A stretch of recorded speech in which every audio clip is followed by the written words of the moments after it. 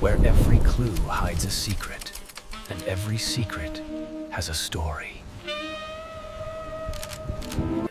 Inspector Arthur Halloway stepped into the nave, and the overturned music stand told him the first fact: someone left in haste.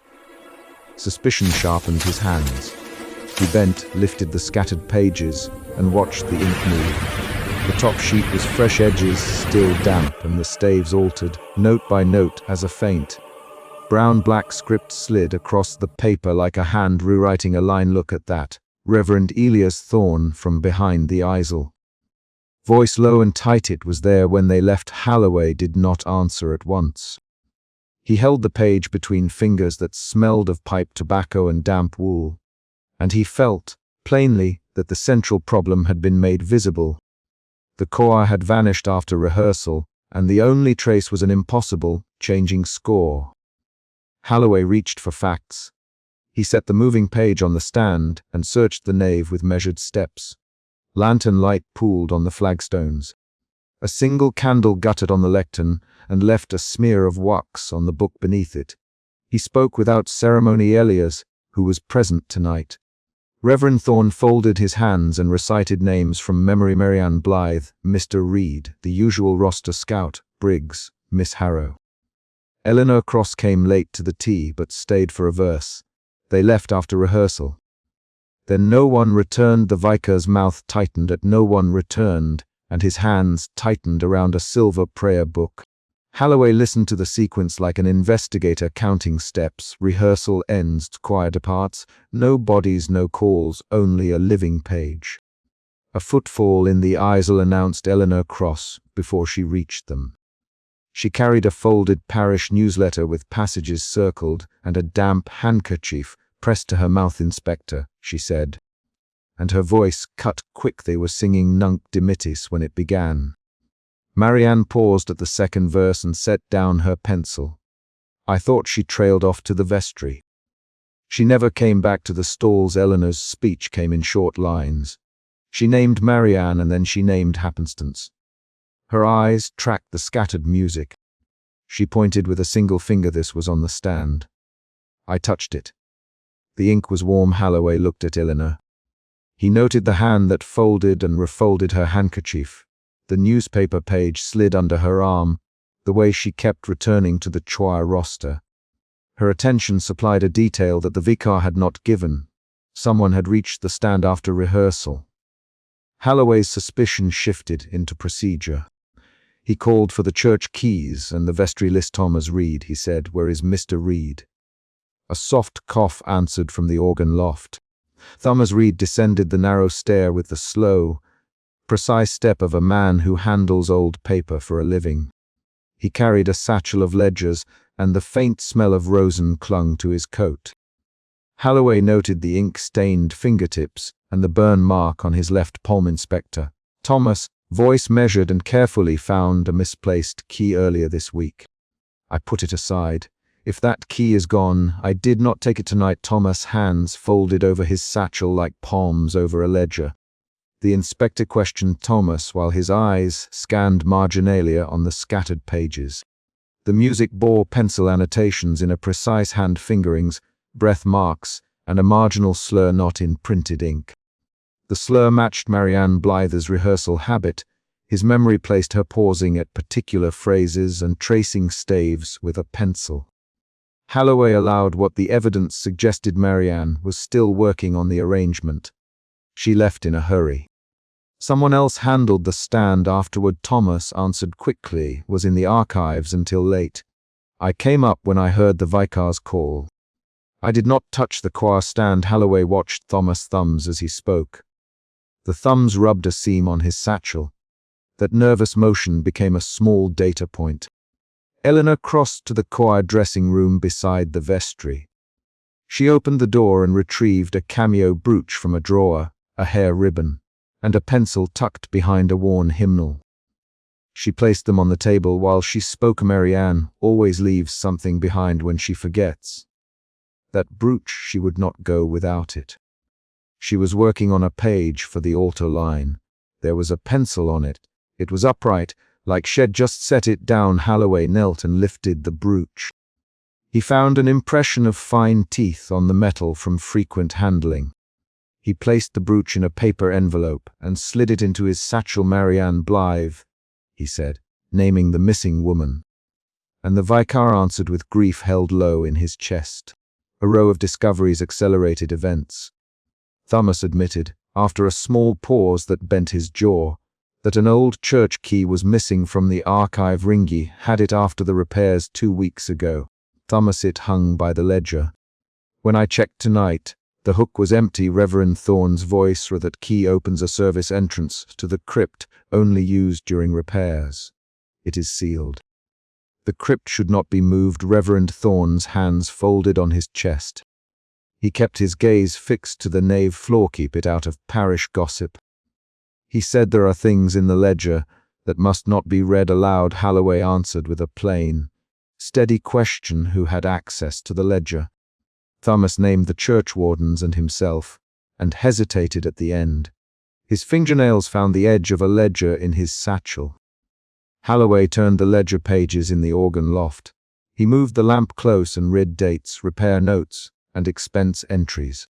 The ledger contained a repair order 3 months earlier, crypt entrance masonry, new seal required, work authorized by E.T. The initials matched Reverend Elias Thorne's.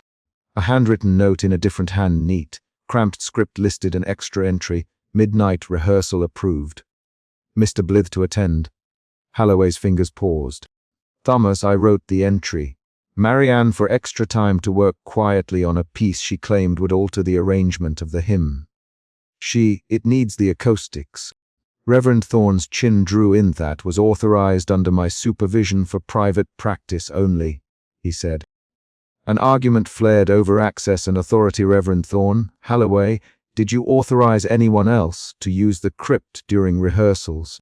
Thorne's reply was quick and clipped. "No. The crypt was sealed after the repairs.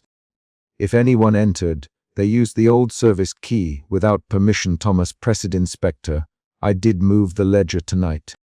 I found a loose page missing from the choir records. I was going to note it in my inventory when you arrived." Holloway's tone tightened. "Show me that inventory." Thomas handed an envelope of papers. Holloway unfolded each sheet. There, in the margin of a rehearsal list, was a scribbled set of initials, MB, and a time, 10:27 p.m. The notation put Marianne below the hour that the choir had disappeared. An external event arrived like a bell. Someone had been in the choir after 10:27. "The inspector gathered the group will go below," he said. He took the missing page, the cameo, and the ledger. He Eleanor to remain in the nave and keep a watch on any parishioners who might return.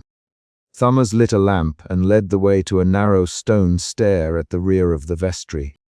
Reverend Thorne hesitated at the top of the stair, lips pressing together, then followed. Their footsteps echoed, measured and cautious. The stone grew colder underfoot. Holloway noted the wax drips along the new seal near the crypt door. The wax trailed in a thin path toward a locked side door. He pointed. "Someone carried light down here." Thomas crouched and ran his finger along the wax line. "It is recent. The seal shows a scuff where it was forced." The physical trace of light and scuff converted the rumor about an opened passage into a hard fact. They pushed the side door. It yielded under Holloway's shoulder with a sound of old hinges and iron. Cold air exhaled from the opening. It smelled of stone, beeswax, and the faint copper of old coffins. Holloway lowered the lamp and saw a small chamber beyond, a short altar, a pile of folded choir robes, and a single music score laid on the altar slab. The score lay open, and at the bottom of the page ink moved in a tiny tide. Holloway stepped forward and watched the ink arrange new notes where blank staves had been. He felt, for the second time that night, a shift in his understanding. This was not a simple disappearance. It was deliberate, and it involved music that refused to stay fixed on paper. Reverend Thorne went white. He took a few steps closer and touched a folded robe with Cara Mariana's ribbon. He said she would not have left this if she meant to go home. He folded his hands and swallowed. Thomas reached for the music and paused. "Inspector," he said, voice low, "the notation is not only moving. Someone has been annotating the margins in ink that matches Mariana's writing. There are letters, short words between the staves. Holloway leaned in until the lamp trembled on the stone. The letters spelled a line of instruction down. "Sing me under." Holloway read aloud and felt his own pulse tighten. That phrase altered the meaning. The music read like an invitation. Fear shifted into a question. Holloway spoke to the group in short sentences who knew of Mariana's private practices, who signed for the repairs and who placed the ledger. Reverend Thorne answered with a burst of proffered certainty. "I signed for repairs. I allowed an extra hour. I did not authorize." He stopped, swallowed, and then added, "I did not send anyone into the crypt." Elena spoke from the doorway. "There are rumors, Reverend. People say Marianne had been looking through old hymnals, and she marked names in the margins. She marked E. Thorne once, as if to ask for permission to search a particular text." Thomas' hands clenched on the satchel strap. "Inspector, the ledger shows a payment to a mason who also kept a shop near the harbor. He worked on the crypt twice." The new detail pushed suspicion into a narrow corridor of possibility, an outsider with keys, or someone using the church's access at night. Holloway ordered a sweep. He Thomas to secure the ledgers and take a sample of the ink for analysis. He Eleanor to interview those who'd seen Marianne last. He Reverend Thorne to remain for questions about who had come and gone from the vestry in recent months. Then he turned his attention to the altar. The single unfolded score had one phrase looped 3 times. Each repetition shifted a note downward and then spelled a consonant with the first letters of the new notes. Holloway read the consonants aloud. "Marty." He paused. "Those letters, do they match anyone?" Thomas answered without delay. "They match the mason's ledger entry, M.R. Tillingham. He worked at midnight on the crypt wall repair." The sudden linking of initials to a concrete contractor supplied a fresh lead and a small, sharp twist. The crypt's recent work and Mariana's private time overlapped at night. The group argued the possibilities in a quick exchange. "You are saying the mason and Marianne might have met?" Reverend Thorne demanded. "I am saying," Holloway replied, "that someone with the mason's access could have been here at 2300. Someone could have used the key." Thomas interjected. "Inspector, I moved the ledger tonight because a page was missing. I wanted to note the theft. I did not want to alarm the parish without reason." Holloway's voice did not rise. "Atomus, you keep the key ring. Tell me plainly, did you ever lend the key?" Thomas' fingers trembled. "He set it aside when the repairs were done. I do not recall lending it. If someone took it, they took it without telling me." The exchange produced a small staccato of rapid lines and left the air taut. At that moment, a muted sound carried up from the nave, the soft shuffle of a foot against the stone and a low cough. Eleanor stepped into the stairwell and looked up. "Inspector," she said, "quick and thin, someone's at the parsonage gate. A figure in a dark coat stands beyond the iron. He looks like he watches the church." Holloway straightened. He gave orders in concise bursts. "Lock the nave doors. Eleanor, do not confront. Thomas, hold the ledger here. Reverend, remain with me. If that figure moves, note his direction." They climbed back to the nave and found the door latched, the stained glass windows throwing colored shards on the floor. The gate's shadow did not move when they checked from the porch. The external event, an unknown watcher at the parsonage gate, converted private suspicion into active surveillance. The inspector paced, then returned to the altar. He took the moving score and folded it carefully into a paper envelope. He labeled it and slid it into his satchel next to Mariana's cameo. He pocketed the envelope and examined the heavy seal on the crypt door once more. The wax showed the mark of a ring, and one small section had been lifted and reset. "Someone carried light down here."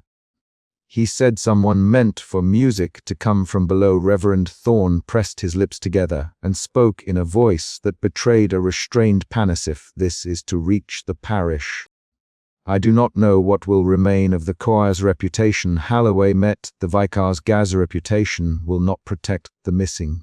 Find me anyone who was near the harbor at 10:30. Find Mr. Tillingham's ledger. Keep no sheets hidden. The command was practical and immediate. They convened one more time under the nave's high windows. Holloway set a plan. Thomas would secure the archives and inventory ledger pages. Eleanor would speak with the women who supervised rehearsals. Reverend Thorne would produce the list of those authorized for extra practice. Holloway would follow the lead to the harbor and the mason's shop. Before they dispersed, Thomas paused and added a hesitant fact. Inspector, there is one more line in the ledger I'd not noticed. A repair invoice paid to anonymous special work under cover of night. It was paid in cash 2 months ago. The ledger fact cut across earlier assumptions and introduced a surprising twist. Someone funded secret work on the crypt and kept their name off the books. Holloway folded his coat tighter and felt the weight of the paper in his satchel. Emotion shifted again in him, from suspicion to resolve. He gave a concise, practical order: inventory everything, secure all keys. I will be at the harbor within the hour. Reverend Thorne tried to hand him the prayer book. Please, Inspector. Find Marianne. Holloway accepted the book and placed it beside the ledger. He spoke plainly, without flourish. Will find her. Start with the men who were in the crypt at midnight. Start with Tillingham. Eleanor touched Marianne's cameo in the satchel and then, with a small, steady movement, smoothed the newspaper on her arm. Her hands told a controlled alarm. They left the church with different duties, but the last image belonged to the nave. The overturned stand lay quiet beneath the stained glass. The single candle had guttered to a short stub.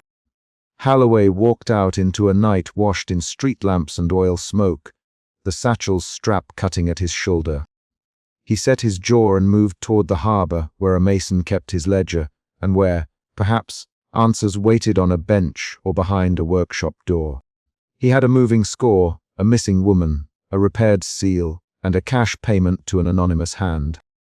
The case had tightened to a small cluster of physical facts, and he felt the shape of his first direction: the ledger, the harbor, and the men who worked after dark. As he stepped into the lane, a single, sharp sound came from the church behind him: a knock at the vestry door.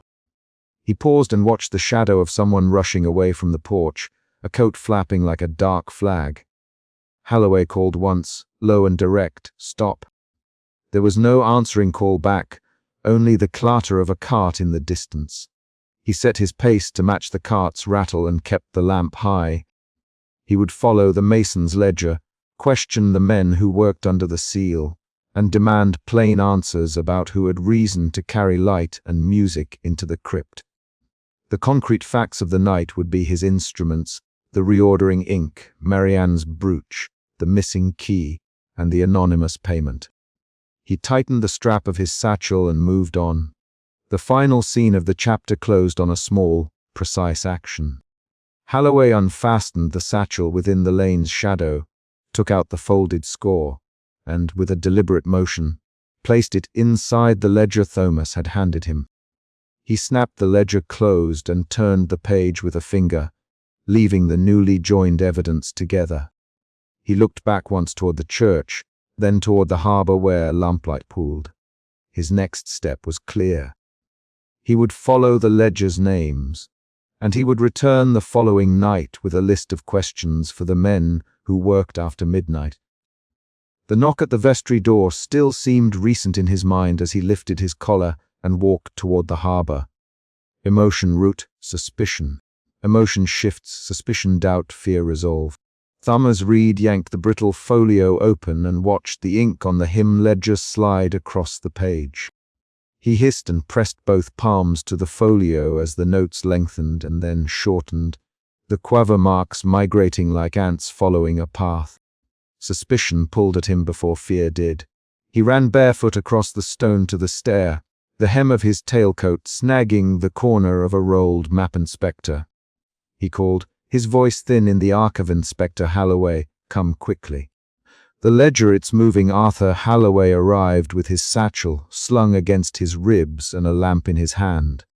Holloway smelled dust and rosin and the faint wax of candles when he crossed into the low archive.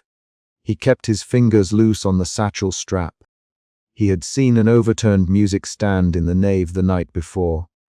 That image, pages scattered, an empty choir, ink that bent into new shapes, stayed at the back of his mind and fed his suspicion. The ledger now showed new ink strokes where none had been the hour before. Holloway crouched. He did not speak at first. He looked at Thomas Reed, and then at the folio as if the book might answer. Thomas thrust the folio toward him. Look. Thomas, look at the notes. They change when I run my finger near them. Holloway touched the edge of the page with a gloved fingertip. The music altered under his thumb, a semiquaver bent into a rest, a bar line erased and redrawn. He kept his voice even. How long ago did you open this folio? This copy, it's older than the archivist's ledger. Thomasy found it behind a ledger labeled Cantus Variantus. I thought it was damp. I thought. He stopped and swallowed. Then the ink moved. Holloway pushed his coat sleeve back, revealing the thin scar along his right eyebrow. He tapped his fingertips together once, a habit when weighing small facts. Suspicion hardened into a plan. He would see Reverend Elias Thorne. He would see Reverend Thorne immediately and ask how the folio came to be kept under lock and why variants had been annotated there.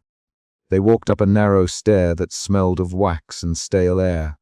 The vicarage study light was small and steady. Reverend Elias Thorne sat at his desk with a silver prayer book closed before him. He rose at Holloway's knock and folded his hands as if to still his own tremor. He had the calloused fingers of a man accustomed to slow work. Reverend Thorne's face held a crease between the brows and a tightness that suggested a private grief. He kept his voice measured. Inspector Holloway, Reverend Thorne, you are here at a late hour. Is this urgent? Holloway set the folio on the desk. Thomas Reed found this in the archives.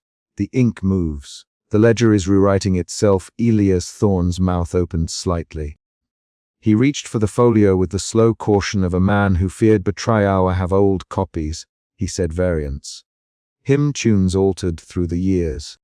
Some notes were changed to suit local practice. That is not unusual. Holloway's grey-blue eyes stayed fixed on the vicar. Not like this. The top page was damp last night, and the music in the nave moved while I watched. Reverend Thorne folded a letter inside his prayer book with hands that trembled for a moment and then steadied. He slid the folded paper beneath the book as if hiding it too must avoid scandal. He said, we cannot speak of this in public. The choir, Marianne. His voice tightened. He did not say the missing word.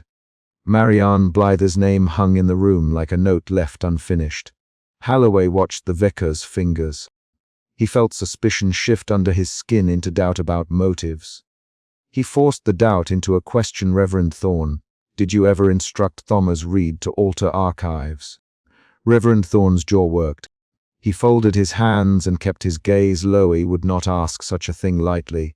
He said, but I confess to protecting the choir's reputation once.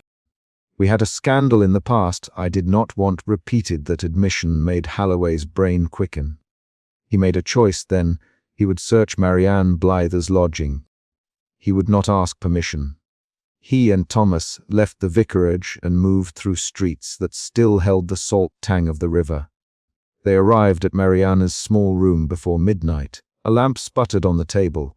A half-open wardrobe showed plain dresses. A cameo brooch lay on the washstand near a scattered pile of paper. Holloway stepped inside and announced himself. Inspector Holloway, he said to us. Stand by the door. Thomas Reed forced the lock, and the door yielded. Air colder than the street slid out. On the small desk, music sketches lay in a fan. Marianne's pencil rested above a half-finished score. Holloway picked up the pencil. The graphite tip was fresh with ink smears. When he set the pencil down, the notes on the page shifted. A slur became a repeat sign. Holloway did not flinch. He laid the pencil in his pocket and found Marianne's cameo brooch in a drawer. He closed his hand over it. She studied old chants. Thomas compared variants. Some patterns sounded like codes. His throat closed. Holloway spoke quietly. Marianne believed the hymns hid something. She may have been trying to open the crypt. Thomas made a noise, altered a line once, he admitted. the words spilling fast years ago. I changed a single phrase to hide an affair. I thought it harmless. I didn't mean he stopped and rubbed ink from his fingertips. Marianne read my variants. She compared them to something forbidden. She me where the old chant for the crypt was kept. I lied. I said nowhere. The confession shifted Holloway's doubt into anger at concealment, but also into a new clarity. He and Thomas left Mariana's room with a list of items, the cameo, the pencil, the scattered drafts. They carried these small things like proof. Holloway held the pencil and felt Mariana's fingerprints in the faint graphite. He let that feeling sharpen him rather than soften him. They returned to the church with the first thin light of dawn hardening the air. Eleanor cross-met them in the vestry with a folded newspaper. She held it out with a bony hand. "This," Eleanor snapped, "is proof the vicar hid a scandal. Elias, you promised us the truth. Where is the key to the crypt?" Reverend Thorne's shoulders tightened. "Elena, you should not accuse without reason. You will not hide them again." Eleanor, pressing a circled clipping toward him. "The parish remembers faces. Marianne had friends. You as the choir would be protected. Where is the key?" Holloway watched Reverend Thorne's hands. The vicar's lapel crucifix flashed pale in the dawn. Reverend Thorne paled and then reached to his desk. He drew out an old key on a long rusted ring and set it on the table in front of Eleanor with a hand that shook. "Take it," he said. "Take it and use it. I will not stand in the way of finding truth." Eleanor did not take the key immediately. She pressed it to her palm and whispered the names from the clipping. She named a choir member who had left the parish under poor circumstances and another who had been disciplined years before. Holloway made none of his usual remarks. He kept his hands in his pockets and let the vicar's confession and Thomas' admission settle into a plan. They went to the churchyard where a mossed hatch lay near an old yew. Thomas found the lip and pried. The iron shrieked. Holloway climbed down first with a lamp. The air smelled of beeswax and old paper. Footprints in the damp soil led down into a narrow corridor and then stopped at a stone lintel where the smell of wax grew stronger. The corridor held old choir robes folded on benches. The robes were clean but creased as if recently set down. The leaded window at the corridor's turn let in a thin shaft of light that marked dust motes in the air like dust on a music score. Holloway stepped forward, his boots leaving prints on the stone. Inside the crypt a stone lectern stood alone. A single music score lay on it. Holloway set down his lamp and watched the notes. The ink rearranged itself on the page. The notes shifted into a pattern that formed names and dates, when read by interval rather than pitch. Holloway read aloud slowly, sounding the intervals like a decoding tool. Luke's 1874, Holloway 5th interval name. Second bar date, Reverend Thorne knelt and pressed his palm to the lectern. "This was my doing once. He said he asked Thomas to change a passage when I feared it would ruin a life. I thought burying it here would keep harm from spreading. I did not intend for this to become what it is." Thomas leaned against a stone with his face ashen. Marianne found the pattern. He said she me about a chant that matched the variants. She wanted to test it. It might unlock names. I should have stopped her. Eleanor picked up the music and pointed. She forced the letters into names aloud. Marianne Blythe, April 19th. Choir member Josiah Kearns, June 13th. Reverend Thorne, your hand shook when you placed the key on the desk. Who else knew? They argued in low voices. There were 3 fast exchanges where Holloway pushed for clarity, Elias defended a choice, and Thomas admitted concealment. "Inspector, you will see we tried to protect the choir." Eliasa thought secrecy spared them shame. Holloway's reply was short. "Secrecy means no answers, Elias. The missing must be found." The music on the lectern rearranged again. This time the notes formed a map. The map named parish houses and listed dates with small marks beside them. Holloway's breath came measured. He read the list, and a new understanding turned cold in his chest. The disappearance had not been a random vanishing. The notes encoded names of those involved and dates when something happened to them. It suggested a deliberate and ritualized removal. Eleanor's voice rose. "You hid this before. Did you not see where it led? Did you not think they might be marked?" Reverend Thorn met her gaze and did not look away, feared more harm. "I feared the choir's name would be ruined. I cannot undo a choice made years ago. I can only show you what we have now." Holloway held Marianne's pencil between thumb and forefinger. He felt the graphite's faint smear and smelled the lavender that clung to it. He thought of Marianne alone in her room, tracing staves with ink-dark fingers. His suspicion shifted again, now toward a steadier resolve. He would not allow the parish to bury evidence. He would not allow Marianne's attempt to open the crypt to be dismissed as curiosity. Someone had arranged robes and lit candles in a private rehearsal. Someone had left a score that wrote names and dates. The pattern suggested knowledge of both archives and a willingness to mark people. Holloway felt the urgency tighten his step. He had to decide whether to call in outside help and declare the crypt a crime scene. Reverend Thorn folded his hands. He offered the old key back to Holloway. "Do what you must, Inspector. But remember who will suffer if men outside these walls take the truth and twist it." Holloway listened to that as much as he listened to the shifting notes. He weighed parish reputation against the missing choir. He felt the moral split widen between keeping the matter inside the parish and exposing it. He weighed Thomas' guilt for altering entries and Marianne's deliberate search for a musical secret. He heard Eleanor's clipped declarations and saw her hand clench the newspaper clipping. He saw Marianne's pencil like a last thread. Holloway decided. He lifted the lamp higher and took a photograph with a small plate camera he carried for evidence. He wrapped Marianne's pencil in a scrap of cloth and labeled it. He ordered Thomas to secure the archives and to bring forward every ledger with variants.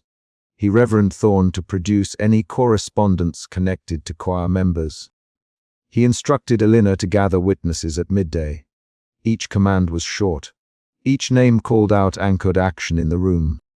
Before they left the crypt, the music on the lectern shifted once more. The intervals spelled a date that had not been in the list moments earlier. It was the date of a rehearsal scheduled that week. Holloway stepped back. He felt a sudden spike of alarm. "They may try again," he said, "if the score writes future dates. We must guard the church tonight." Thomas gripped the ledge until his knuckles whitened. "Inspector, if Marianne was trying to open the crypt, she might have expected this to happen. She may have been trying to draw them out." Holloway nodded. "Then we keep watch. We keep watch and we do not let the parish hide facts." Eleanor swallowed and placed the clipped newspaper into her pocket.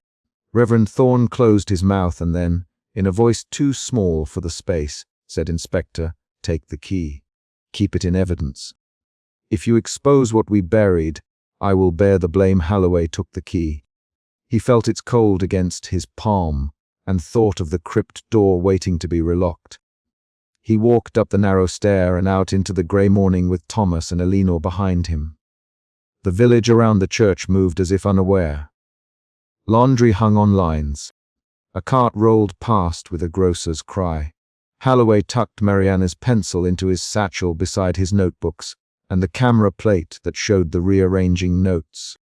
At the vestry door he made a decision that turned the chapter's immediate conflict toward action.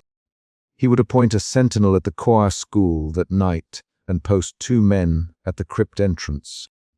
He would question every choir member's family and summon records from neighboring parishes. He would not allow Reverend Thorn to smooth over the matter. He would not permit Thomas' secrecy to stay secret any longer. Eleanor pressed her hand to her chest and muttered the name she remembered a lot. "Marianne Blythe." She said, "Josiah Kearns. The names matter. Keep them safe." Holloway nodded and told her to stay close. He felt the emotion that had started as suspicion now move through doubt and anger and settle into a steady, procedural determination. The evidence in the crypt had given him a course of action. The ledger's ink had reached beyond a single page. It had reached into the parish's past and pointed at dates that required answers. They left the church with the key in Halloway's hand, Marianne's pencil in his satchel, and a ledger photograph in his pocket. A plan now sat between them: watch the church, question the choir families, and secure the archives. Halloway watched Reverend Thorne's face as they parted. The vicar pressed his hand to his chest and watched them go. Halloway felt the weight of an unresolved choice settle at his shoulder. He had made a demand for transparency. Reverend Thorne had yielded a key and a confession. Outside, Thomas Reed lingered beneath the yew and whispered, "Inspector, if Marianne left a trail, it may be small. She worked in pencil and ink, she left fingerprints. She left drafts." Halloway closed his mouth. He allowed no long reflection. He made a note in his little book, then folded it and slid it into his satchel. He would not call for outside constables until he knew who would be hurt by that action. He would not pretend the church was simple. He had one stubborn piece of proof in his hand, and a pattern written in notes that named dates and houses. They parted with the light rising, and Halloway walked toward the station with a plan and a fury that he kept measured. The chapter ended with the image of Halloway lifting Marianne's pencil from the satchel and letting it roll once in his palm. He placed the pencil by the camera plate on his desk and shut his eyes for the length of a counted breath. Then he stood and strode to the ledger chest, intent on reading every variant Thomas could produce before dusk. The sealed door in the crypt remained open behind them, its hinges cold and the leather of the robes folded neatly on the benches within, as if waiting for someone to decide which side of the parish truth would fall. Inspector Arthur Halloway shoved the door to Marianne Blyther's lodging with a shoulder, and a cold gust from the corridor sent a loose music page drifting to the floor. The ink on that page lifted and slid across the staves. Suspicion tightened Halloway's fingers around the brass knob as he stepped inside and swept his gaze for a sign of struggle. Eleanor Cross pushed past him and said, "Marianne," in a tone that hit the rafters like a metronome. The single sheet on the scarred table bent as if a fingertip traced it.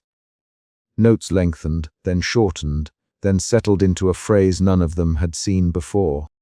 Halloway pulled a glove off to touch the edge of the page and felt dampness where ink had reformed. He had smelled damp wool and pipe smoke all his life in cold investigations. Now he smelled beeswax and a faint sour of ink. The immediate conflict was plain. The room had been ransacked, but only music lay undone, and the music itself gave them a message. That problem Marianne gone and the score rearranging would not wait for ceremony. He moved through the room with method. Suspicion pushed him to check the closet, the washstand, under the bed where Marianne kept rehearsals practice copies. Eleanor cleared the dressing chair with a small, sharp motion and found Marianne's pencil tucked into the hymnals, graphite worn into the ferrule as she left it here. Eleanor would never leave her pencil. The line carried accusation toward absence more than toward a person. Halloway named the concrete stakes to himself: a missing lead soprano, an altered ledger in the loft, and ink that refused to stay put. He had seen the overturned stand in the nave earlier that day. That scene had told him someone left in haste. Now Marianne's room told him someone wanted a particular passage to be found. He set the page on the table and lifted the candle from the mantel. The flame threw a narrow pool of light across the staves, while the notes rearranged like a board of letters sliding in a shop window. Eleanor took a step back and folded her hands around the lace shawl. "Inspector Halloway," she said. "What does it mean?" She spoke Marianne's name with such weight that even the candle seemed to flinch. Halloway did not answer with theory. We collect evidence. We do not pray to a page." He put his glove back on and sealed the small sheet into a folded cloth to stop further contact, though the ink stilled only when not touched. They left Marianne's door unlocked and crossed the square to the church. The next stage of evidence waited above the nave, where Thomas Reed kept ledgers and organs in the same brittle air. The mood in the organ loft snapped from suspicion to prickling doubt When Halloway confronted Thomas about the ledger entries that had changed under his hand in Chapter 2. Thomas, "You altered entries, Halloway, without prelude. Why did you change the hymn records?" Halloway's voice measured the accusation, tapping the rhythm of a question into the rafters. Thomas Reed straightened and ran an ink-stained fingertip along his lip. "He changed one page years ago to hide a scandal. He said it was not for her. It was to keep a name from bleeding reputations. Tell me why you suspect me of taking Mariana's name as if testing it for sound, not truth." Eleanor cut in. "Thomas, Marianne came here late. She marked the ledger. She touched things in the archive." Her words were short and precise. "She circled the accusation like a hawk." Halloway watched Thomas' jaw move. Doubt shifted there. Halloway had expected denial, not this defensive explanation. "He did alter the ledger," Thomas admitted, "but not today. Not for this." He pushed his spectacles up and kept his hands on the organ. "Rayleigh did it. Because I found a name that would have ruined a girl. I thought I spared her. I did not take Marianne." The exchange produced an immediate external event. A damp footprint on the loft's wooden step, too small for Thomas, too neat for a parishioner who had been in a hurry. Halloway followed the print with his eyes as if reading a bar line. The mark led into the archive where folios slept. Halloway and Thomas moved to the folio shelves. Mariana's rehearsal hymnal lay open on a table under a lamp. A margin note in faint pencil pointed to folio number 17 in the vicarage study. Reverend Elias Thorne joined them, buttoning his clerical coat with a hand that trembled only slightly. "Marian wrote this." Thorne. The Reverend's voice had the cadence of prayer, but not the certainty of it. Halloway read aloud, slowly, 17, "Variant will speak at the altar at midnight." The sentence hung plain and concrete in the loft, where the air tasted of rosin and dust. That line pulled the investigation away from simple disappearance toward an intentional rendezvous. The notes in Mariana's hand suggested she believed a particular hymn variant would open something, an object, a place, an answer. They carried the folio through the church and into the vicarage study. The study smelled of waxed wood and old paper, Reverend Thorne's scent, and Halloway turned pages by lamp light. He found folio 17 tucked in the back of a long neglected hymnal. The paper had foxing at the edges and a dark smudge the size of a thumb. Reverend Thorne opened his mouth and closed it, then said, "She believed a variant of the hymn would lead her. I heard that phrasing once, when I was a young vicar, and a visiting chormaster spoke of alternate cadences that would reveal hidden phrases." He folded his hands and looked at the folio as if it contained a confession. Doubt slid into fear when Halloway noticed the notation on folio 17 matched the ink behavior they had seen. The quaver marks bore a faint residue that seemed to move if one did not look directly.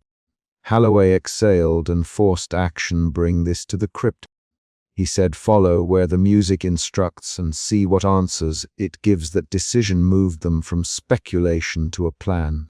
In the vestry, Thomas cradled his satchel of ledgers and said, "Inspector, I will go. I know the locks. I have been in the crypt for repairs." His voice suggested both guilt and a promise to repair damage. Eleanor's lips tightened. She folded and refolded her handkerchief. "Then do it, Thomas." For Marianne, her demand was not a prayer. They descended the church steps in two groups, Halloway with Thomas into the crypt, Reverend Thorne staying behind to keep vigil over the nave, and Alina slipping out to question a parishioner who had been circling the churchyard. The exterior event that followed Eleanor's interrogation produced a new lead.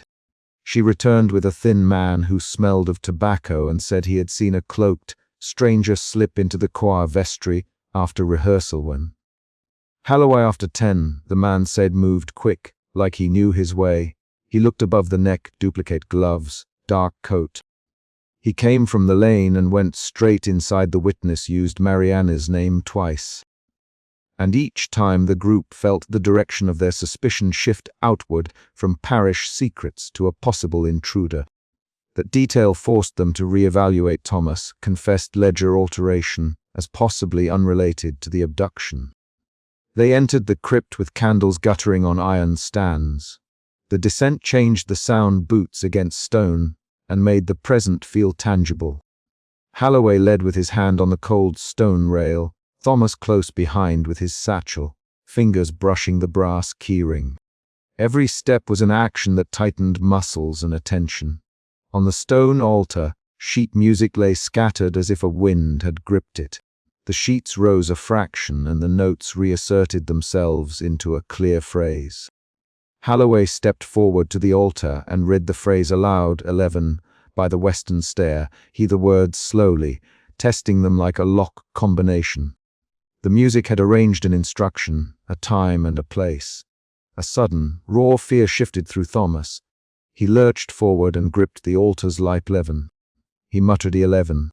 I recall a scrap I hid an old appointment calendar with an 11 circled in ink. His hands shook enough that a stack of papers slid and exposed a penciled note in Marianne's script. Meet him 11 West Stair. Bring variant. That discovery forced the group to accept the sheet's instruction as a legitimate rendezvous note and not mere trickery. Holloway's reaction remained measured but decisive. He turned to Thomas and said, Get the keys. We will set watch at the western stair.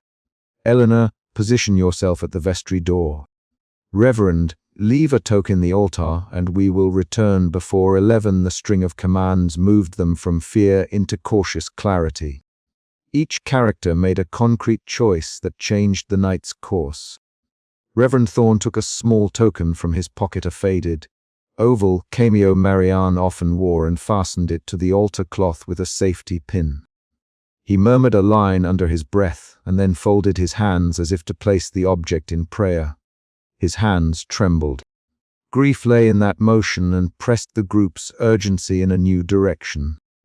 The Reverend's private sorrow compelled him to protect the choir's sanctity more than to follow Holloway's lead into entrapment. They planned positions. Holloway checked his brass pocket watch and set its face to the correct minute. He found the thin scar along his eyebrow, catching the candlelight, and remembered the overturned music stand in the nave from Chapter 1. That earlier scene, the overturned stand and moving ink, felt like the first bar of a larger composition. Now the music spelled a rendezvous, and they would answer its call.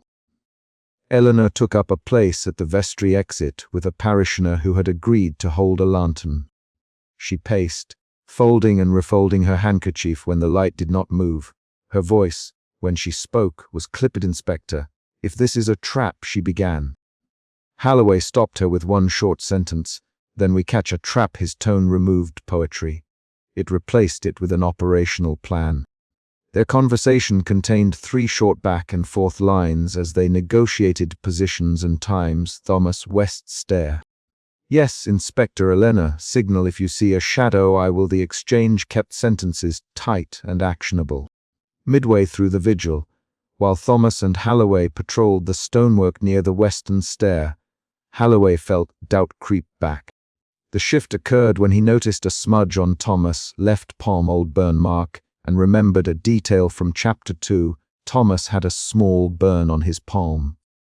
That detail had been catalogued as part of his identity, not as evidence. Now Holloway saw the same burn matched a recent candle use. Thomas, when did you last light a candle in the crypt? Thomas' throat work tonight, for repairs to the organ light. Before the rehearsal. I checked wiring near the vault door. The rapid exchange 3 lines, each short, pushed the scene into a brief confrontation. Holloway watched Thomas closely. Doubt rose and then cracked into something more urgent when a sound from above the stair cut the air. A footfall, deliberate and measured, struck the stair behind a thick wall of stone. Eleanor's lantern blinked.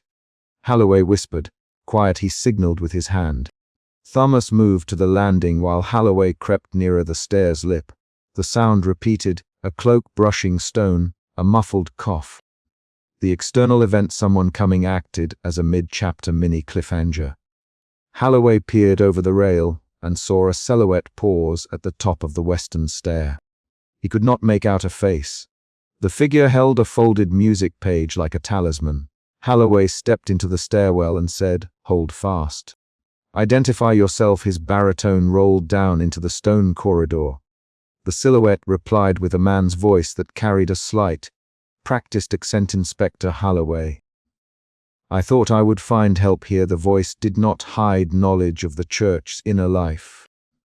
The figure moved forward into the light and revealed a face partly in shadow, a cloaked stranger, gloves darkened at the fingers, eyes that tracked Holloway with a calm appraisal. Thomas took one step forward and asked, "Who are you?" His baritone sounded raw and small in the stairwell. "Me name is not what matters," the stranger said. "Miss Blythe for an audience. She promised a variant. She that I meet her at 11, West Stair." The stranger spoke Mariana's name like a ledger entry. His speech was precise and meant to cue memory. Eleanor's voice cut across the stair like a snapped cord. "Did you take Marianne?" She Mariana's name with accusation and hope braided together. The stranger laid the folded music on the stair and lifted his hands slightly. "No. I keep my hands clean. I came because she asked. I came because she promised something in those notes." The interaction forced a re-evaluation. The stranger claimed to be an invited guest, not the abductor. Holloway did not accept statements without evidence. Why would Marianne meet a stranger at 11? He let the question sit like a tuning fork. The stranger answered with a concrete detail. A variant would reveal a panel in the western stair that opens onto the crypt antechamber. She showed me a penciled fragment. She would bring the variant and meet me to test whether the panel would open. The man sounded like a tradesman verifying measurements. Thomas' face changed. He stepped back and said, "Marianne wrote variant in the margin." He touched his ink-stained fingertips to his lips and then rubbed them on his coat cuff. That action, finger to mouth, a nervous habit, displayed fear shifting into focused determination. He would not be merely accused. If she tested the panel, someone else might have found the panel first. This shifted suspicion outward again. Eleanor moved down the stair until she was level with the stranger and said, "You will wait here until the inspector questions you properly." No one leaves. Her clipped diction left no room for resistance. The stranger inclined his head as if accepting a condition. Holloway took the folded music and unfolded it on the stair step. The notes inside were not the same as Mariana's usual hymns. There were micro-annotations in a small, tidy hand and a penciled arrow pointing down. He read aloud, "Knock twice, third stone, press when cadence resolves." That concrete instruction gave them a test. Thomas pressed 2 fingertips to his forehead. Inspector. She left marks in the folio in the vicarage study. She scribbled precise knocks into the margin. She was not seeking mischief, she was testing a door. His explanation tied earlier discoveries to the immediate plan. They had both a mechanical instruction and a human intent. They moved as a unit, Holloway at the stair lip, Thomas at the stranger's side, Eleanor behind with the lantern. Reverend Thorne held the cameo at the altar as his safeguard and said quietly, "If this is the rote she used, she might still be beyond that panel." His voice broke on the word might and the group's urgency ratcheted. Holloway stepped to the third stone as the folded music had instructed. He knocked twice, then waited a heartbeat and struck the third stone once more. The wall responded, a slow, metallic rasp, and a narrow slit opened into a dark cavity. The opening exhaled a stale breath that smelled of old oil and sealed wood. Concrete action followed. Thomas reached into his satchel for a small lamp, set it to a low glow, and eased his hand into the cavity. He felt for a catch and found a latch. He pulled and a thin panel swung inward to reveal a narrow passage that angled down toward the crypt antechamber. A scrap of fabric snagged on the jamb. Mariana's ribbon, faintly auburn in the guttered light, clung to the latch like a breadcrumb. Elena touched the ribbon and said Mariana's name aloud. Her voice had the texture of a person who refused despair. She spoke to summon action. Holloway bent, took the ribbon, and noted the frayed edge where it had caught. The discovery changed the stakes. The passage existed, the panel had been used, and Marianne had left a token behind. Fear reappeared in their movements, faster breaths. hands gripping railings, but Holloway set the tempo. "Follow only if we have cover," he said. "Thomas, you come with me. Eleanor, watch the vestry. Reverend, stay with the altar. We move slowly. We speak only if necessary." Each phrase ordered them into roles and made the danger calculable.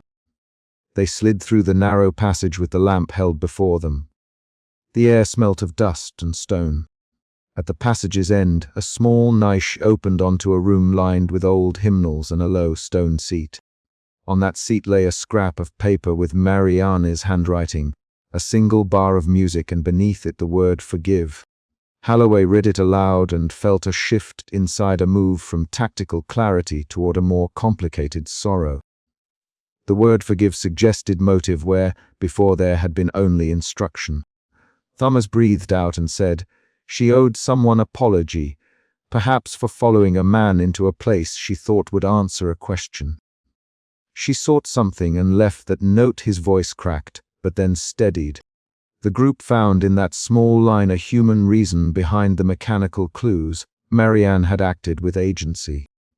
They left the niche with the scrap and closed the panel behind them. Holloway secured the latch. They returned to the nave with a new plan, to meet the rendezvous at 11 and watch the western stair. Each character carried a different burden: Thomas the ledger, Reverend Thorne the cameo, Eleanor the lantern. Their choices defined the next hour. In the final moments before the appointed time, Holloway checked his watch and set it precisely. He simply, "We will be at the western stair at 11. Thomas, stay near the stair. Elena, no one moves from the vestry. Reverend, keep the altar. I will stand at the landing and watch." His words were concrete orders and closed the chapter's conflict. They had turned the crypt's answer into a stakeout plan. They arranged their posts and waited. The church settled into a brittle silence of boots on stone and the occasional creak of settling wood. Outside, the lane kept its own time in the soft scrape of a cart wheel. As the minute hand crawled toward 11, Holloway tightened his gloves, placed the cameo inside his coat pocket for Reverend Thorne's sake, and felt an old, steady resolve settle in his shoulders. The music had given them a time and a place. They would meet that instruction and answer it with watchfulness. He locked his jaw and stepped toward the stair, with Thomas at his side, while Eleanor lifted the lantern as a silent signal that she would not allow the door to be used without notice. The organ began to play a hymn on its own, keys lifting and falling beneath no visible hands as the gathered parishioners froze in the nave. Suspicion tightened Inspector Arthur Holloway's jaw before he reached the church steps. The sound itself made the problem plain. The vanished choir remained the immediate danger, and the moving ink that had followed them would not stop.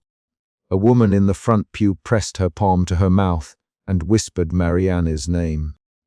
The sheet on the music rack shifted note by note, the black strokes lengthening and shortening as if a distant hand had measured breath. Holloway pushed through the outer doors, coat wet with fog, and the first motion he made was not to speak, but to check his gloves for traces of dust or wetness, because suspicion guided his hands now. Thomas Reed was already at the organ bench when Holloway reached the nave. Thomas' shoulders were set like a man guarding fragile stacks of paper. Ink stained his fingertips, and a thin streak ran across the cuff of his tailcoat. "Inspector." Thomas, voice low. "It started while I was winding the bell. I thought the bell ropes moved, then the keys." He stopped, eyes on the music as the clefs rearranged. Eleanor Cross stood behind him, hands folded over a shawl, lips white along the edge. She looked at Thomas, and then at the clerk's ledger Holloway had brought with him from the vestry. The overturned music stand from the earlier scene lay near the choir stalls. Holloway remembered that stand told him someone left in haste in the first search. He knelt and did not look away when a fresh page slid across the nave floor and stopped at Marianne Blythe's shoes. Holloway took in details with quick, economical movements. The brass pocket watch in his vest weighed the moment. He lifted it to check the time, then set it back, because timekeeping would not explain why ink crawled. "Thomas, Holloway." naming the organist because names anchored the tense room. How long since you saw the choir? Thomas' fingers trembled as they brushed a key. They rehearsed until near 10, sir. After that, he looked at Eleanor for confirmation. Eleanor's mouth tightened. He saw them leave the vestry, Inspector. They filed out as usual. Marianne paused. She turned and touched the ledger. Thomas keeps, then left. I went after the baker's boy to ask a favor, and when I returned, the stalls were empty. Her voice lowered to a careful, clipped rhythm. Eleanor used few words, but each one carried the weight she intended. Holloway let the question hang and watched the music rearrange itself into small, neat slashes of notes. The main problem was immediate and concrete. The choir had disappeared after rehearsal, and the ink on multiple pages moved by its own accord. Holloway felt suspicion first, then a shift toward impatience. That impatience sharpened into a demand for facts. He rose and went to the organ bench. Show me every ledger, Thomas. Show me the hymnal Marianne used tonight. Thomas handed over a folio wrapped in oilcloth. The leather smelled of rosin and dust. Holloway opened the folio and saw the same behavior recorded inside, ink diverging from printed staves, quavers stretching like slow insects. He did not call it supernatural. He called it evidence that someone or something manipulated the parish papers, and he would find the physical cause. A parishioner moved at Holloway's shoulder, and Holloway turned. A young man in a coat too fine for the church, but too worn for the street, said, "Inspector, Reverend Thorne says this must not leave the vestry. He fears scandal." The young man, who had been at rehearsal, looked like a boy who had swallowed an argument with an adult and kept it lodged. Holloway fixed him with a short glance. "Names will be kept. Tell me what you saw." The young man glanced at Eleanor and Thomas, then said, "Marianne stayed after the others. She was writing into her hymn book. Reverend Thorne called for practice, and then he came back, and she was gone." Holloway noted the slip of Marianne's pencil mark in Thomas' folio, and the fresh crease where someone had folded a page to hide a notation. Concrete facts began to line up. Suspicion tightened into resolve. Holloway moved to the vestry threshold. The light there was a pool from a guttering lamp. It picked out Reverend Elias Thorne's collar, and the way his hands folded over a silver prayer book. Thorne's face was set, the deep crease between his brows like a score carved by habit. Holloway had met him before. He did not repeat the vicar's title as a courtesy. He lifted one hand in a manner that asked for order. "Holloway, what did you see tonight?" Reverend Thorne's voice kept its scholarly cadence. "Inspector Holloway." The choir left in a single body. Marianne lingered to correct a phrase. "I dismissed her for the night. Later, when I went to the west aisle to pray, I found the stalls empty. The organ began to play. Then Holloway watched Thorne's fingers. The vicar's hands trembled once and then steadied. Holloway saw movement in Thorne's throat and took that as a sign of private grief, not guilt. The assembled parishioners conferred in low, nervous bursts. Eleanor crossed the aisle and set a folded scrap of paper on the vestry table. It bore Marianne's penciled notation, a slanted mark over a bar of music. "Eleanor, this was under the pulpit when I found the choir gone." Marianne's pencil. She always drew a small flower by corrections. She named Marianne the way one names a person lost at sea. Thomas stepped forward. "Eleanor," he said, fingers worrying the edge of his ledger, "I took a sealed folio this afternoon. It was brittle. I unsealed it because the binding cracked when I tried to read. The pages, some of the ink moved then too. I pressed my palms and nothing stopped it." Eleanor's eyes narrowed. "Eddie removed a church record," she demanded. Thomas swallowed his. "I feared the ledger would disintegrate if left sealed. I thought I would find nothing that mattered." He looked at Holloway, which in Thomas' manner meant he wanted permission to explain himself without being accused. The room tightened. Holloway's suspicion shifted to concern as he took both men in and measured the gap between them. He walked to Thomas and placed his hand on the organist's shoulder. The touch was small and practical. "Show me the ledger now, Thomas." "Show me what was inside." Thomas led Holloway into the archive alcove, a low space behind the organ. The torchlight picked up the smell of waxed wood and old paper. Holloway kept his questions short. He watched Thomas lay the brittle folio on a table and opened it. Pages rattled. Notes slithered along the paper in thin black lines.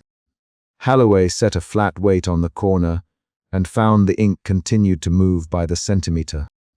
He pressed his fingertips to the page and felt nothing but cold, dry parchment. Eleanor hovered behind them. "Must keep the ledger safe," she said. Her voice had the thin, incisive quality Holloway had come to expect. "If this becomes known, the parish will be ruined. People will assume scandal. They will not think of other causes." Her way of saying it made clear. She named the threat as reputation more than the missing people. The room shifted again. Holloway felt a change, suspicion bent towards strategy. He had to choose whether to treat the ledger as evidence to be protected or as a provocation to be shown to the public. He decided on preservation. A sealed ledger, he thought, was a lit fuse waiting for wind. They returned to the nave because the organ would not be silenced until the music itself rested. Holloway Thomas to stop the wind chest. Thomas hesitated and then wound the organ down. The hymn tapered into a long, single-pedal note and then fell away. The parishioners exhaled. Holloway kept his eyes on the sheet that had stopped at Marianne's shoes. He picked it up and turned it. On the bottom margin in Marianne's tiny hand, someone had scrawled 3 initials and then a short line. Holloway recognized one of the initials. It matched a name in the ledger of Donner's. He let the paper slip back to the bench and said nothing. A sudden noise from the chapel doorway broke the calm. The latch gave and Reverend Thorne stepped in holding a candle, his robe catching the dim light. He moved fast enough that Eleanor instinctively reached out. "Inspector Holloway." "Thorne," voice taut. "I found this open when I went to fetch the prayer book." "I did not." He stopped. Holloway watched his hands. They folded and unfolded the candle. Thomas moved to the chapel threshold and pointed to a dark stone ledger. "There are marks where a rope was dragged down that passage, Inspector. I followed them when I thought the choir might have left through the servants' entrance. But the stones are scuffed on the inside, not the outside." He it plainly.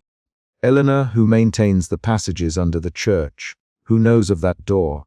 Holloway felt emotion shift in the room from worry to accusation. He steadied it. Holloway ordered the chapel door opened. Go down now," he said. The order had the effect he wanted. It moved energy outward into action.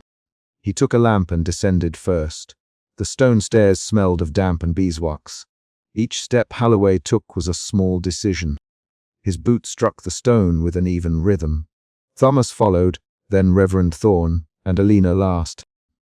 The passage was narrow and the light from the lamp threw their shadows high against the walls. Holloway kept his gloved hand near his satchel. The satchel contained notes and a small magnifying lens he used to check type and ink when necessary. He would use it tonight. At the foot of the steps, a sealed door waited. Its iron bolts were cold and recent scratch marks circled the lock. Thomas pressed a hand to the wood and hissed. "Someone tried to force it from the other side," he said. Holloway set his palm flat on the door and felt a dampness that smelled faintly of candle wax and cloth. He put his shoulder to the bolt and pushed. The iron gave with a short, brittle groan. The door swung inward on hinges that had not been moved for years. A stale breath exhaled from the crypt as if the room had been holding its breath. The niche they found was a small burial alcove carved into the wall. A choir robe lay on the floor, folded and then abandoned. Its hem was damp and the fabric carried a smear of soot. Marianne's pencil mark ran across a folded page tucked into the robe's sleeve. Holloway closed his hand around that page and read the slanted words. They named a place beyond the garden wall and a night watch that had failed to return. He pocketed the paper. "They were moved deliberately," he said. The line was precise. Thomas' shoulders slumped with a mixture of guilt and relief. Eleanor made a small sound at the back of her throat and bent forward as if to touch the robe. Reverend Thorne turned his face away. Back in the vestry, The recovered score rearranged itself under the lamplight. At first it spelled only odd sequences of notes. Then the ink drew bar lines that formed initials. Halloway watched as the script tightened into letters, and then into a full name. Eleanor crossed the sheet, spelled it out with clean strokes of black, then paused. Eleanor's fingers left the shawl and she took a single step backward. Her eyelids blinked hard and she sank into a chair, hands pressed to her knees. "Inspector," she said slowly. "That is my name." Her voice had narrowed into something small and stunned. Halloway stepped forward and placed his hand near her wrist but did not touch. He wanted her to feel both acknowledged and safe. "Elena, tell me everything you recall about Marianne in the days before she vanished." He the question flatly, because names and facts mattered now more than grief. Eleanor spoke in fragments that were all concrete. Stayed late to copy hymns. She wrote in the margins. She borrowed Thomas' ledger on the Tuesday before last to check a motet. I saw her with a ribbon she had taken from the altar cloth. She carried it to the vestry and pressed it into her hymnal. She had found a phrase that didn't belong in the older hymns. Her hands trembled as she spoke. Halloway noted how her lip pressed against her teeth when she named the ribbon. Suspicion moved again, this time inward at Eleanor. He felt a shift from disbelief to curiosity. Her collapse moments earlier had looked like shock. Now it looked like someone who had been forced to confront a connection. Thomas interrupted. "Elena, you accused me earlier. If my removal of the ledger has any part in this, then say it plainly. I removed what I thought would save the paper. I should not have done so without recording it.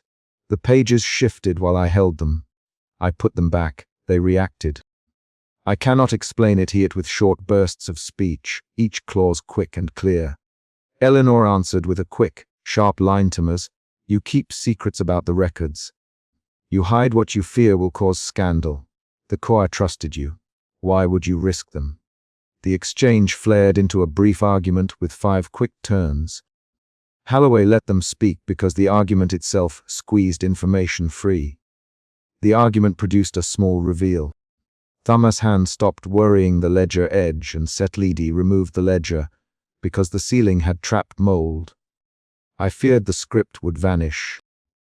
I didn't think it would cause anyone to vanish from the nave." He rubbed the burn mark on his palm, where a lamp had singed him long ago, but there was a name I tore from the folio. It matched a Donner's family. I thought the weight of the family would protect the truth. I was wrong. The room shifted, because Thomas had admitted a deliberate concealment. Halloway felt emotion move from suspicion and accusation toward cold practicality. They now had motives and missteps to place. Halloway made a decision. "We follow the passages line in the morning. We search the neighboring houses and the cellars close by. Tonight we keep watch. No one leaves the parish houses unattended." He identified the immediate action and assigned it. Thomas and Eleanor took the orders without ceremony. Reverend Thorne folded his hands and said, "Inspector, if the choir was moved, if someone removed them to hide them, then we must bring them back before scandal spreads.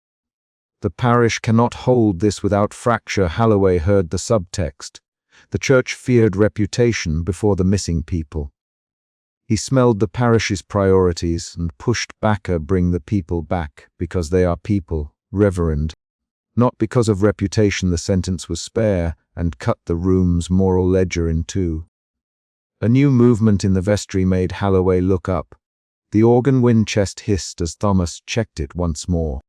A single choir ribbon, slipped under a bench earlier, trembled and then lay still.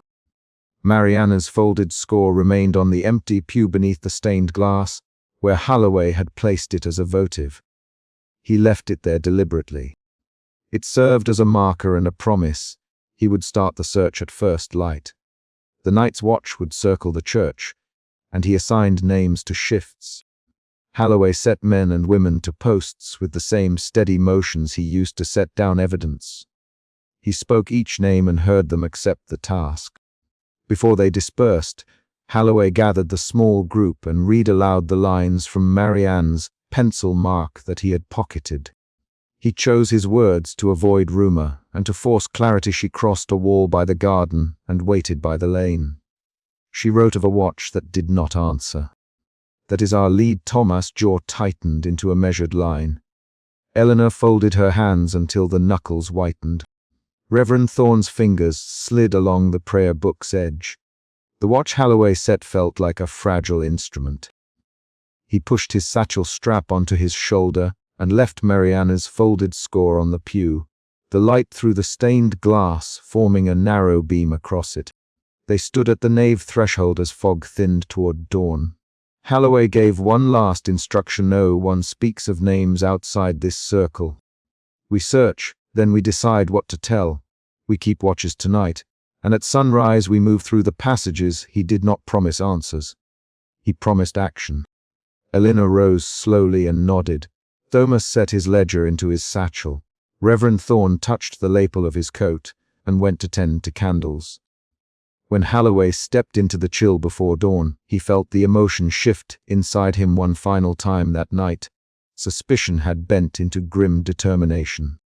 He would follow the physical traces: shoe marks, scuffed stones, ink smears, and he would force the ledger and the music to give up their secret. He had evidence in his pocket and men at his command. For Marianne and the choir, he had motion. He walked toward the garden, the air tasting of wet stone and wick smoke, and left the church with the folded score visible on the empty pew behind him.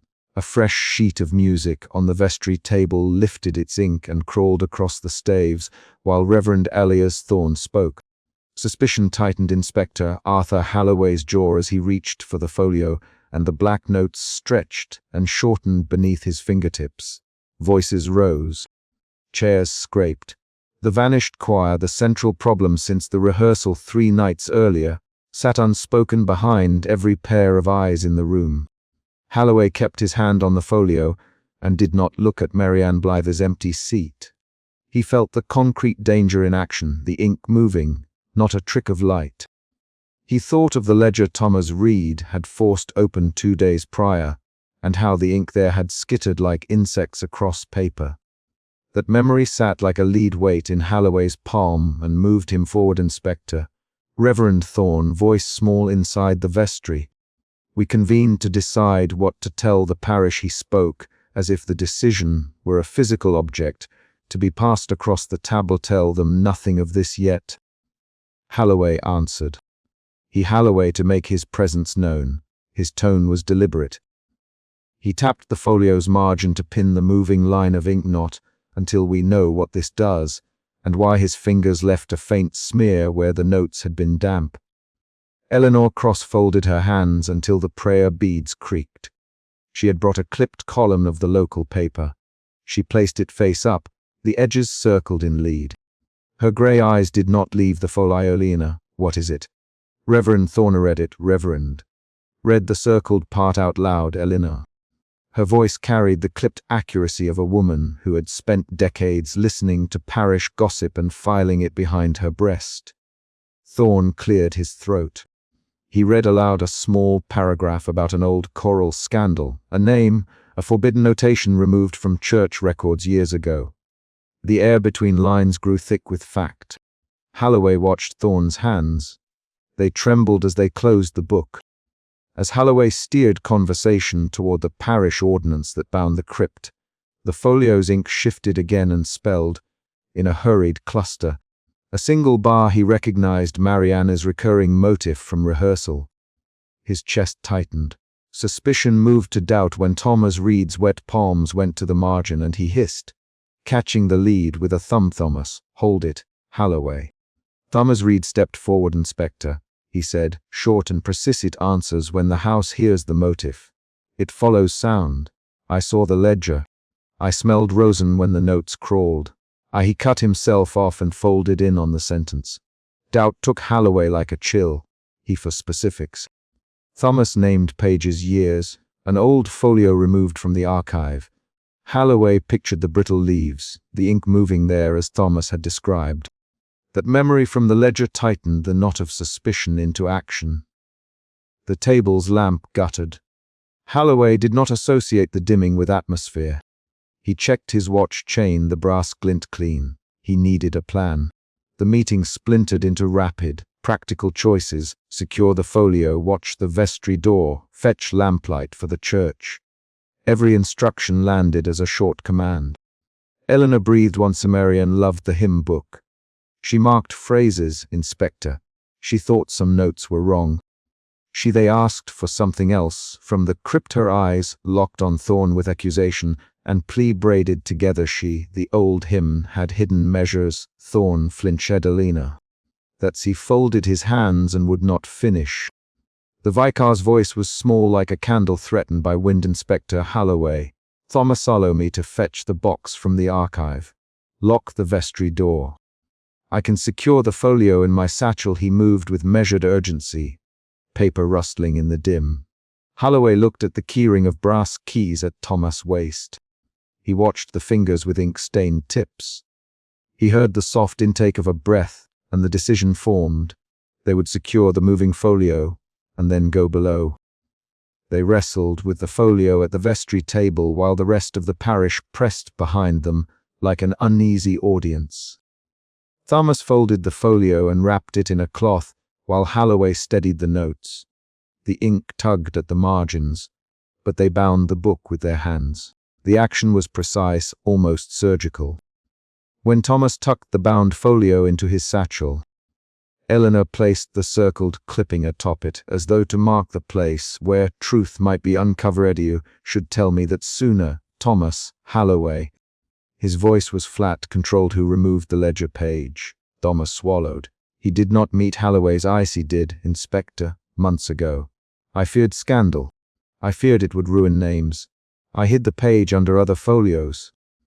I meant no harm. His fingers fumbled against the satchel's strap. He should have told Reverend Thorn. Thorn's mouth opened like a man reaching for an anchor. He clapped a hand to his chest. You took what was records. You hid the parish's proof. The vow of his hands folded as if in prayer and accusation both. Accusation shifted into fear. Holloway saw it in Thorn's face, a flush, a set jaw, a knuckle white on the sleeve. The vicar's private grief surfaced, a fear that something sacred had been tampered with. That fear altered the group's assumptions and forced the next move. If you removed a page, Thomas, why not say where it is now? Holloway burned some of the margins. Thomas and the confession arrived heavy, as Leedy kept the notation separate. I thought it safer in private care. He looked at Mariana's empty chair, as if that held the answer. Holloway's hands tightened on the table. He paced once around the vestry, boots on stone, eyes catching on framed parish ordinances. He thought the sealed crypt beneath the chancel might hold a passage. He had read that ordinance earlier that day. It forbade entry except by order. It spoke of an age when hymns held secrets. The law was concrete. The possibility was a lead. He decided to press Thorn. They moved into the church aisle. Candlelight threw clean pools across the stone. Holloway measured the distance to the chancel rail with a glance. Reverend Thorn stood there, head bowed but not silent. Reverend Thorn Holloway. Close enough that he could read the crease between Thorn's brows. The ordinance speaks of a sealed vault beneath the chancel. Did someone disturb it? Thorn's hand pressed into the wood of the rail. He looked at Holloway and let out a breath as if unpicking a knot. Years ago, a chorister tampered with a Tums ledger. We sealed the passage. We agreed to forget certain notations. He hesitated. He feared something living in those notations. I feared the truth would undo people. Holloway watched Thorn's mouth and the priest's small recoil. Doubt slid again across Holloway's face. He listened for a physical sign. He felt the thud of his heart as a steady hammer, a tool for thought to go below. Then, Holloway. Down the stone steps they went in a small party. Thomas carried a lamp and clutched the satchel. Eleanor clutched her shawl. Holloway led with a small magnifying lens on his cord, eyes catching small marks in the stair's worn edges. The crypt smelled of wax and damp stone. Each step released a small particle of dust into the lamplight. They found an overturned choir bench near a tucked-in corner. A pencil stained with ink lay on the floor. A scrap of Marianne Blythe's rehearsal frock hung from a rusted hinge and trembled when Halloway brushed past. He lifted the scrap and did not look away from it. Silence pulled tight as they assembled in the low vault. Thomas knelt beside the scrap and lifted it, fingers careful like a conservator.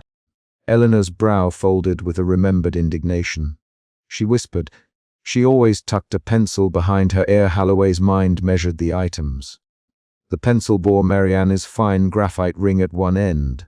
The scrap smelled faintly of beeswax and lavender when he brought it closer. He set it inside his hand to feel the texture. A sound traveled up from the nave, a single trembling phrase on the organ. No hands played. The instrument emitted a drawn-out hymn the choir would have sung, a phrase Marianne favored in rehearsal. The phrase landed in the crypt like a question. Halloway's breath staggered. The organ's note made the dust fall in a clean line. Thomas' fingers tightened on the satchel strap. He turned to the chamber wall where the organ's vibration traced the stone. Halloway followed the trimmer with his eye and found, along a seam half hidden by moss and soot, a hairline draft. The stone knit ever so slightly with the air and revealed a seam in the mortar. They gathered at that seam. The air that exhaled from beyond had the cool bite of a place closed for decades. Halloway put his palm to the seam. He felt a faint vibration like a pulse behind wood. The organ answered with another phrase. The sound's shape made Marianne's motive clear in his head. The hymn answered the keys, and the keys answered the hymn. They pried at the seam until bow and chisel exposed a hidden passage. A draught raised dust. Light from the lamp found a narrow stair. Halloway peered and saw at the bottom a small shallow chamber and, in it, a shape kneeling. The party froze. Eleanor swallowed audibly. Thomas' hand went to his mouth. The mini cliffhanger arrived. A soft choir of voices, like breath closed together, floated up through the crack. They were not full song. They were pleas in the shape of rhythm. Halloway went down first. He took each step with the inspector's steady tread. He closed the distance between himself and the kneeling figure. On the chamber's floor, Marianne Blythe knelt amid scattered sheets of music. The scores organized themselves into neat staves even as her fingers trembled across them. Ink ran along the lines and shaped new notes while she kept her head bowed. Marianne Halloway. His voice cut clean across the cramped space. She did not answer. Her hands traced a stave like a person reading a face. The faint choir of voices rose and pressed against the chamber's low roof. Reverend Thorne bent at the doorway as if the sight of the kneeling woman were an accusation. He covered his mouth and took a step back. Halloway climbed onto his knees. He reached out and took Marianne by the shoulder and then by the wrist. Her pulse was slow but steady beneath his fingers. Her eyes opened, and green irises glazed with a look like someone who had read a long line to its end and could not yet place the last syllable. She whispered, not to them but to the music. They ask for the missing bar. They ask to finish the phrase. The voice was thin. She looked at Halloway and named him with slow certainty. Inspector Halloway. Halloway felt suspicion melt into a different knot. He would shift from suspicion into a careful urgency. Marianne, are you hurt? Who is with you?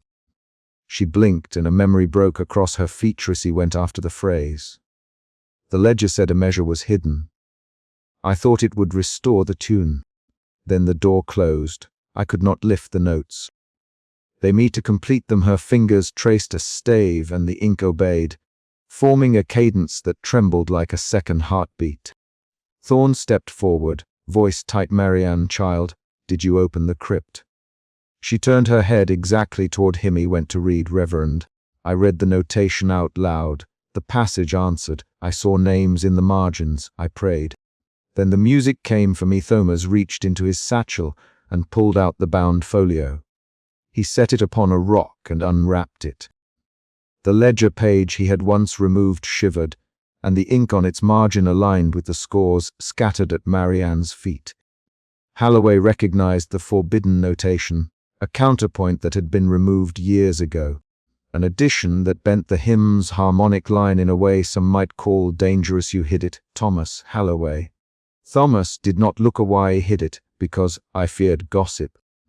I thought if truth came, names would be ruined. I did not want the choir to be lost to disgrace. I did not know it could do this. He swallowed, and the confession shifted the group's blame into explanation. Mariana's eyes focused on Halloway. She clawed at the nearest score to steady herself. Her fingers left smudges of graphite. Her voice dropped to a whisper that the chamber swallowed. They want release. The notes are a key. They answer us when we sing their shape. She trembled, and then steadied herself with a breath that was as deliberate as Halloway's own. Fear tightened around Halloway now. Not the vague fear of rumor, but the physical pressure of an instrument playing itself and a woman who spoke of music as if it had agency. He felt his hands go steady. He lifted Marianne by the shoulders and looked at her as one would examine a patient. Marianne, listen to me. Can you stand? He asked. She nodded. Her hands shook. Halloway saw how her fingers left faint notations on the air as she moved. He led her up the narrow steps and into the crypt. Thorn followed, and Thomas carried the ledger. Eleanor lingered in the doorway like a sentinel, the circled clipping clutched in her hands. Outside the sealed chamber, the organ played a final single phrase and then fell silent. The silence that followed was not comforting. Halloway set Marianne upon a pew, and townspeople filed down to see. They brought light and water. They questions in sharp, short lines. Dialogue threaded through the action and revealed motives. Marianne, Eleanor, hands folded. Marianne, did you take these notes from the ledger? No, Marianne. Her voice was small. I only read them. They arranged themselves. You spoke their names. Thomasy read the notation aloud when I saw the page. It for a phrase. I matched it. Her eyes filled. She swallowed and steadied herself against the pew. Halloway observed every movement. He measured the change in each face. The emotional shifts came fast now, suspicion to doubt to fear to a quiet resolve to protect. He saw Thorne's private grief reshape into a public responsibility when the vicar took Marianne's hand and said, "We will not cast blame here. We will care for her and guard this place." The words were small, but they carried a parish's weight. At dawn, the nave gathered. Light slid in through the stained glass and cut a pale rectangle on the pew where the remaining music lay still. Marianne sat with a blanket on her knees. She would not speak about what she had heard beyond small, concrete lines. She refused to recite the melody that had held the choir. Halloway faced the group. He had decisions to make that would bind them all. He knew the ledger's removed page changed the way the hymn moved in the house. He knew that publishing the notation would bring scrutiny and perhaps ruin reputations. He also knew leaving it hidden risked the music answering again, and perhaps a greater harm. Cannot let this leave the church without care. Halloway. He addressed Namestomers Reed. You must give the ledger to me. Reverend Thorne, you must record tonight's events in the register. Eleanor Cross, you will keep the circled clipping safe. I will recommend we repair the seam and seal the passage properly. We will not involve the newspaper beyond a factual statement about Marianne's return. His voice was measured and procedural. Thorne nodded and folded his hands. He handed Halloway his silver prayer book, as if to lend weight to the inspector's request. Thomas leaned forward and placed the satchel on the rail, the ledger heavy within. Eleanor tucked the clipping under her shawl and rocked once, as if settling a child. They worked through the morning. Halloway oversaw the ledger's placement in a locked chest. He dictated an entry for the parish register that described the day's events in a way that preserved necessary facts without detailing the moving ink. He watched as each action resolved a portion of the parish sphere. The twist that adjusted how Halloway understood earlier events arrived in a small paper Marianne had kept tucked inside her hymnal. It was a marginal note in her hand, a melody written as if in reply to the hidden notation. Not as a duet, but a counterpoint that completed the phrase without invoking the ledger's removed page.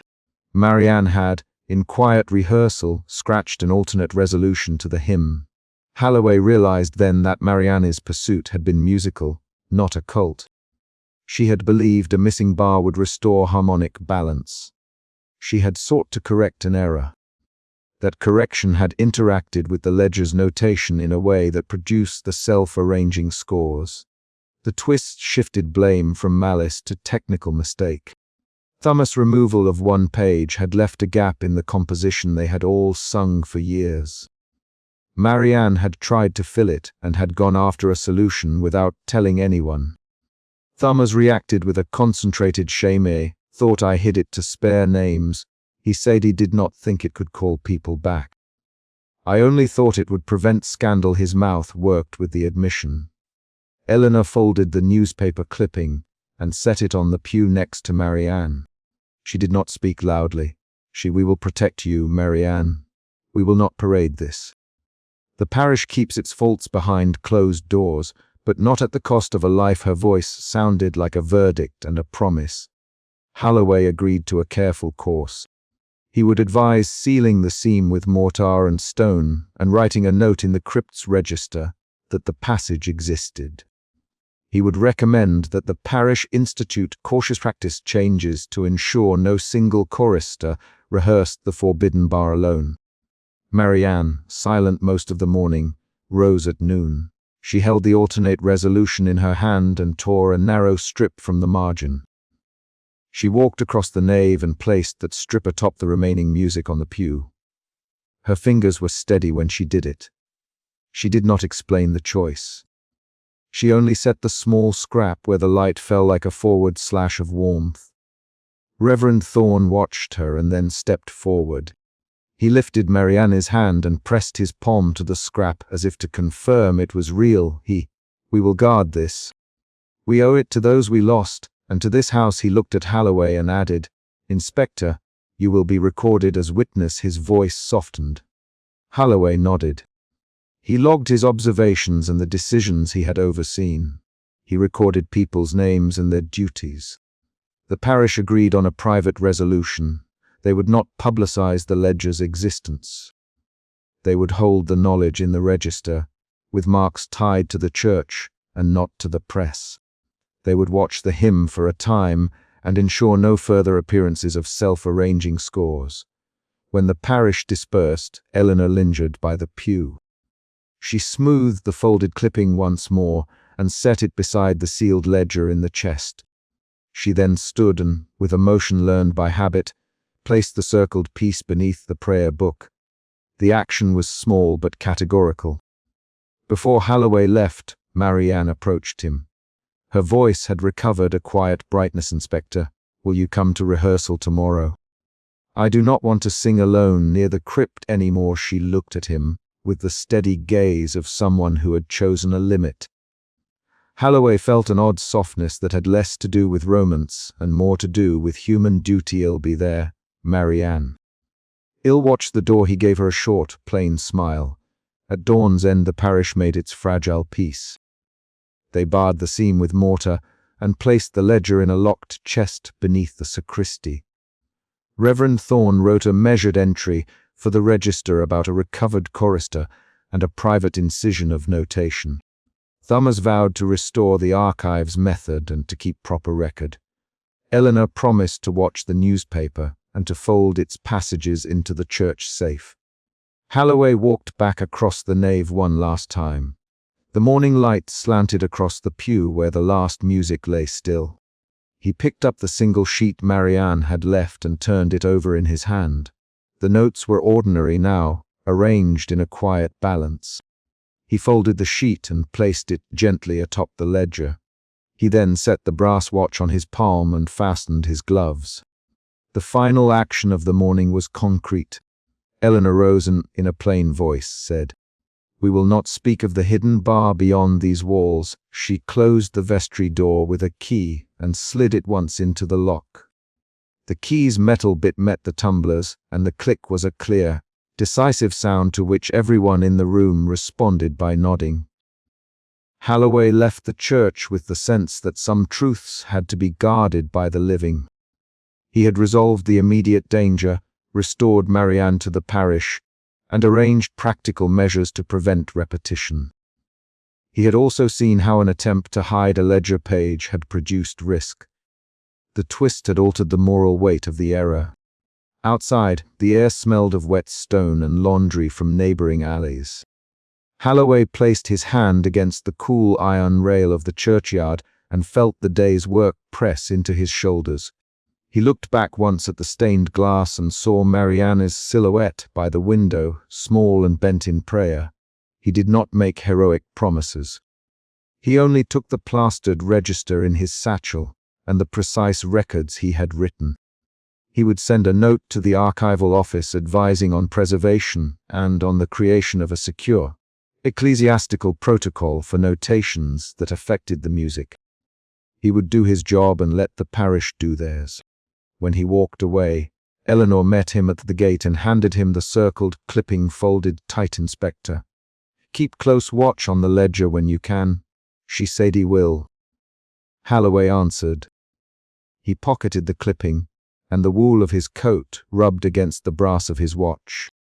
They left the church with a fragile order restored and a promise to conceal certain facts that had nothing to do with cowardice and everything to do with protecting the living. The ledger remained locked. The seam beneath the chancel was filled with stone. The organ remained at rest until a cautious practice the next week, when Marianne led a hymn with 3 other voices and the melody held. The chapter closed on a concrete beat. Eleanor prefolded the newspaper clipping and placed it within the church register, right protected and annotated with the names of those who had witnessed the events. The pen's final scratch was a small seal on the morning's decisions. Halloway walked down the lane, the case closed for now, and the parish truth kept within its own walls.